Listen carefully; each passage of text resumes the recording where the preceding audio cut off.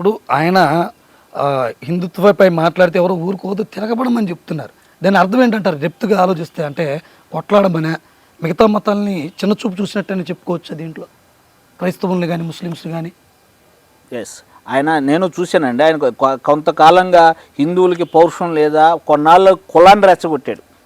రాజకీయ పబ్బం కోసం కొన్నాళ్ళు కులాన్ని రెచ్చగొట్టాడు. కులభావం లేదా, కులభావం తెచ్చుకుని ఓట్లేయండి, నేను సీఎం అవుతా అన్నారు.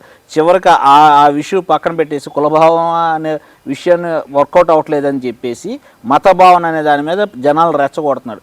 దానివల్ల ఆంధ్ర రాష్ట్ర ప్రజలలో గ్యాప్, కులాల మధ్య మతాల మధ్య గ్యాప్ ఎక్కువ ఏర్పడుతుంది. దానివల్ల కొంచెం ప్రజానీకం కూడా దెబ్బతింటారు. ప్లస్ ఈయన వచ్చేపాటికి హిందూ వాదాన్ని తీసుకోవటం వల్ల, హిందూ వాదాన్ని బేస్ చేసుకో ఆంధ్ర రాజకీయాల్లో ఆంధ్ర జనాలు ఎక్కువ ఉండరండి. హిందువుల్లో కూడా లౌకికవాదులు ఎక్కువ ఉన్నారు. కాబట్టి ఆయన చెప్పేది ఏది పోరాడండి, సాధించండి, లేకపోతే తిరగబడండి అనేది జరగని పని. ఇటీవల